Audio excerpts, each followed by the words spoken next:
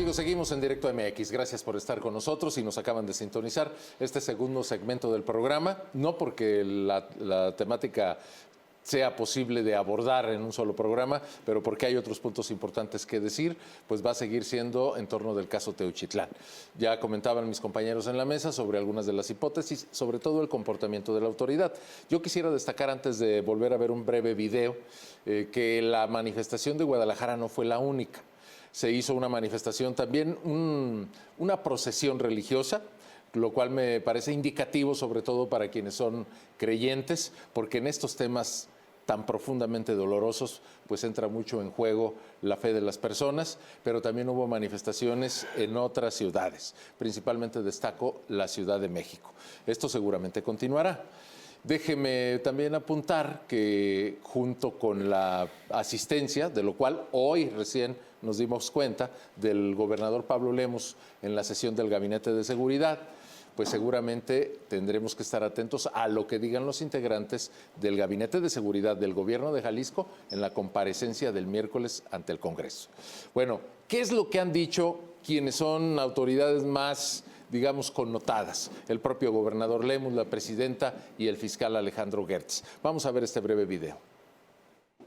Antes de determinar si la Fiscalía General de la República puede o no atraer ese asunto, lo que nosotros vamos a hacer es establecer toda una investigación sobre la historia de este caso. Es decir, no es creíble que una situación de esa naturaleza no hubiera sido conocida por las autoridades locales de ese municipio y del estado. Espérense a la información. Ayer estuvo ahí la comisión de búsqueda de la Secretaría de Gobernación. Ya entró la Fiscalía General de la República en coordinación con la Fiscalía Estatal y le pedí al fiscal que la próxima semana venga aquí a la mañanera a informar. En Jalisco nadie se lava las manos. Aquí estamos reunidos y trabajando. El Ejército Mexicano, la Guardia Nacional, la Policía Estatal, la Fiscalía del Estado de Jalisco, la Fiscalía General de la República, el CNI, todos trabajando coordinados con responsabilidad y mucha voluntad política.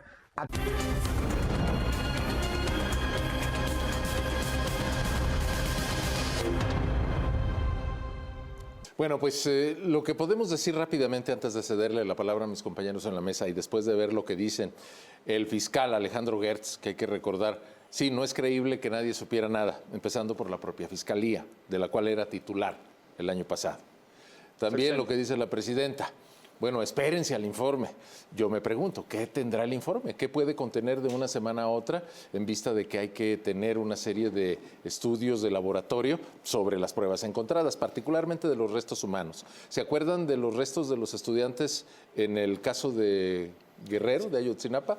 Tardaron meses en analizar un fragmento de hueso. Y por último diría, ojalá que al gobernador no le fallen y si nadie se quiera lavar las manos, porque hay autoridades de los 3 niveles involucradas. Señores. Sumando a lo que se sabe, sí tardaron meses para analizar, en el caso de Ayotzinapa, 2014, un fragmento localizado en aquel río donde dijeron que habían sido tiradas las cenizas y, bueno, los restos de los estudiantes. En este caso son, lo que vimos, decenas de fragmentos óseos y otras cosas que también pues forman parte de restos humanos, ¿no? Eso en particular. Yo hasta donde tengo entendido, el Instituto Jalisciense de Ciencias Forenses no tiene la tecnología para analizar eso. Incluso en aquella ocasión ni siquiera México la tenía. No sé si en este sexenio se decidió, el pasado mejor dicho, se decidió la compra de mayor tecnología a ese respecto, porque incluso se enviaron a otras, a Inglaterra, no, a Alemania. Fue a Austria, a la Universidad de Innsbruck. Sí, justo, sí, fue allá donde 2014, 2015 se estaban enviando esos fragmentos. En la actualidad, hasta donde yo sé, al menos en Jalisco, no se ha avanzado mucho en la compra de tecnología forense para ello. Entonces, lo que quedará de momento, porque tampoco es que exista material orgánico, pues evidentemente si hablamos de hornos crematorios subterráneos, y la forma en la que se ha venido contando cómo se deshacían de los restos humanos, pues no queda mucho material orgánico del cual se puede extraer ADN y se puedan hacer comparativas y demás. En realidad me parece que lo que sí revela y mucho es la cantidad de ropa y los otros implementos que hemos venido hablando. Al día de hoy, al menos al mediodía que checaba la lista, eran 1.308 los indicios que habían sido detallados en esa lista creada desde la semana pasada, donde pues constan desde qué tipo de prenda, qué marca, qué talla, qué color, y así se van sumando. Pues eso me parece que es el indicativo que nos pudiera dar la dimensión de este sitio que pues la autoridad evidentemente le causa mucho esquemor y socialmente nos parece doloroso y terrorífico decirle eso, sitio de exterminio, pero es que de momento no podemos encontrar a partir de lo que se ha descubierto ahí otra forma más específica o quizá menos dolorosa, algún eufemismo que nos pueda servir para contrarrestar evidentemente el dolor y la crisis que se está mostrando, que se están revelando a partir de esto, ¿no? Pero fíjense cómo hay dos discursos que comienzan a enfrentarse. Yo por eso insisto en que se está como tratando de soltar una versión que será la oficial. Cuando vemos a Gertz Manero decir que no es posible que no supieran qué, que era un centro de exterminio, pero luego a media semana o el jueves pasado se emite un comunicado por parte del gobierno de Jalisco donde es muy preciso y dice no hay hallazgos de plataformas de crematorios. En otras palabras, no había un crematorio como para estar, discúlpenme lo cruel o lo crudo que se puede escuchar, incinerando cuerpos uno tras otro o los 150 cuerpos que pudieran ser las prendas que han sido, por ejemplo, de pares de zapatos o de tenis o sandalias. Entonces, fíjense cómo también, mientras Gertz Manero colabora con la desinformación, al decir, no es posible que no se hayan enterado de qué, dice Claudia Sheinbaum, a ver, espérense, no se vale que estén soltando información de más, esperen a que concluyan las investigaciones. Yo por eso insisto, después del boletín que se publicó el pasado jueves, todo indica que no existía un centro de exterminio en esta zona. Pero pues, ¿quién dice que nada más es este rancho y no otros ranchos aledaños en donde la actividad haya sido la misma? Por eso se requiere de una investigación ampliada para saber qué está pasando en esta región. Fíjate, Manuel, antes de darte la palabra, creo que también podemos hacer uso de nuestras propias memorias. Yo no sé si haya un interés específico por cremar los cuerpos, por desaparecerlos, por reducirlos a cenizas. Me queda claro que al crimen organizado le importa muy poco ocultar sus evidencias. Tiran los cuerpos por todas partes, los encontramos en las barrancas, los encontramos a las orillas de las carreteras, los encontramos en casas dentro de la ciudad. Y en vía pública en algún momento también. Así que si, forma parte de lo que quieren dar a conocer. Bueno, así que si me dicen, no había un crematorio formal, creo que esa no es la pregunta que quiero escuchar de una autoridad. A mí me parece que lo que nos interesa saber es cuántos, dónde están. ¿Tienes pruebas de que ahí murieron 1, 50, ¿Cuántos? 100? Porque además, algo que la presidenta dice es, espérense a la investigación. Presidenta, ¿qué hacemos con todos los audios que circulan por WhatsApp? Con todos los supuestos testimonios de personas que dicen, yo me escapé de ahí. Y esto hace cada vez más grave la crisis, más profunda, porque requiere un manejo político. Lo comentaba con Mario. Es tan tardado, tan minucioso el tema de elaborar un estudio, de elaborar una prueba pericial, que esto va a tomar mucho tiempo, pero es tan fuerte la carga del caso que requiere respuestas inmediatas. Y aquí me surge la duda y por eso insistía yo en ver cuál es la estrategia de comunicación y de crear un discurso para el gobernador. ¿Le querrán dejar a él el paquete? Porque evidentemente nadie lo quiere, ¿eh?